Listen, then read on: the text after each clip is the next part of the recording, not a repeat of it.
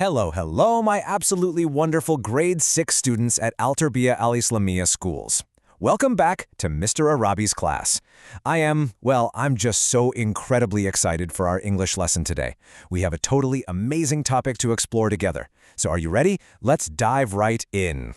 First off, I just really need to tell you how proud I am of all your hard work so far this year. You're doing a fantastic job learning English. It's not always easy, but you're nailing it. So today, we're going to use everything we know to go on a virtual adventure together. Yep, we're going to talk all about traveling the world. But right before we start packing our bags, here's our big question for today. Have you ever packed for a big, exciting trip and then forgotten something incredibly important?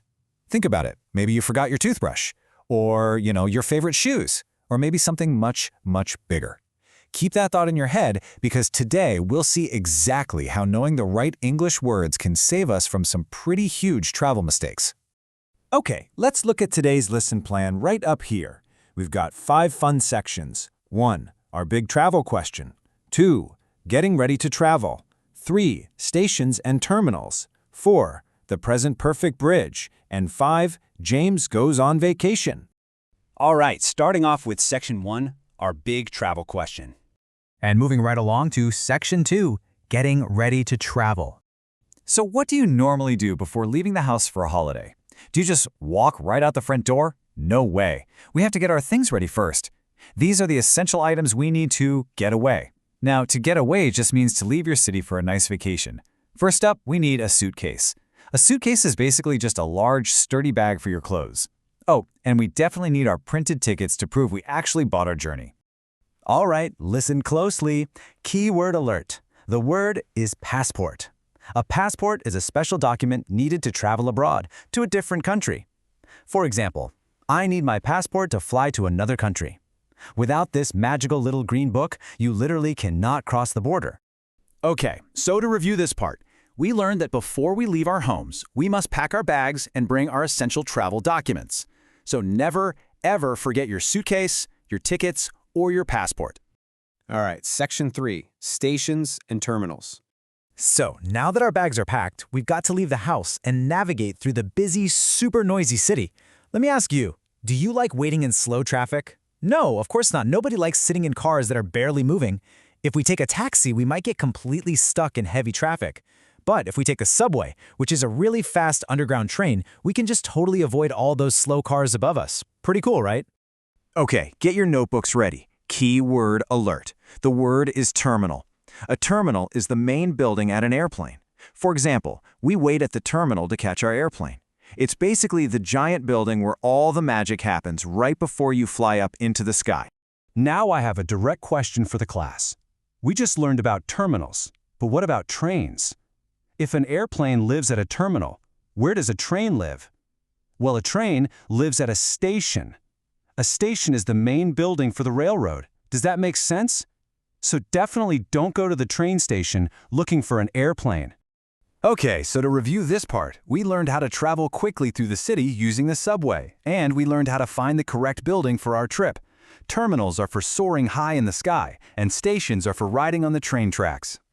Moving on to section 4, the present perfect bridge.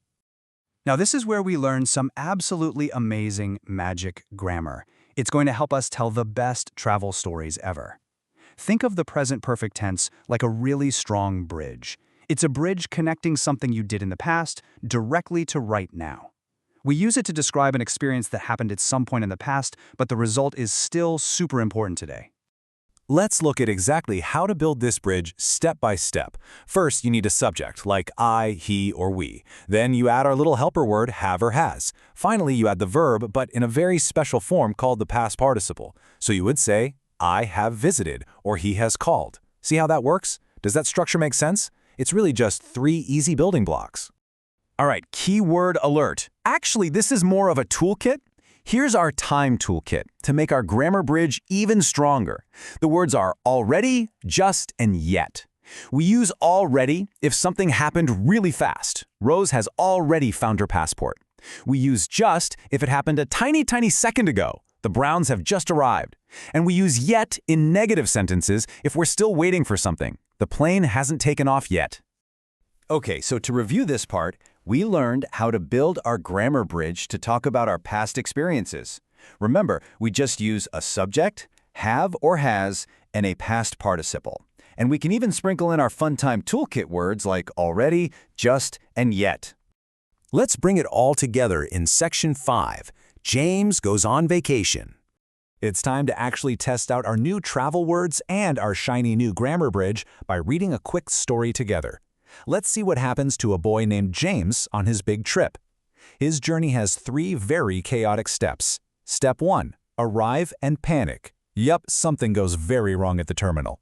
Then, Step 2, the security check. They have to rush through the scanners. And finally, Step 3, depart. They run straight to the gate.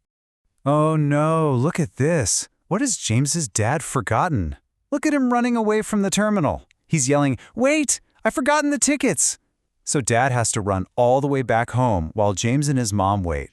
They're definitely going to have to hurry to pass the security check in time. Okay, they make it. The plane has just taken off. Look, our grammar bridge is in action right there. But wait, arriving at the hotel, James opens his luggage, and he says, "These are my clothes. I have picked up the wrong suitcase." Oh my goodness, can you believe that? What a terrible travel mistake. Okay, so to review this part, we learned that even when trips go totally wrong, we can use the present perfect tense to talk all about them. James has hurried, Dad has forgotten the tickets, and James has picked up the wrong clothes. Man, what a wild adventure. Well, you all did such an incredible job today following along with our lesson. I'm so proud of you. Now, I want to leave you with one final question to think about at home. Where have you traveled and what have you packed? Practice using your new English vocabulary and your present perfect bridge to tell your very own stories. Have an absolutely wonderful rest of your day, students, and I will see you next time.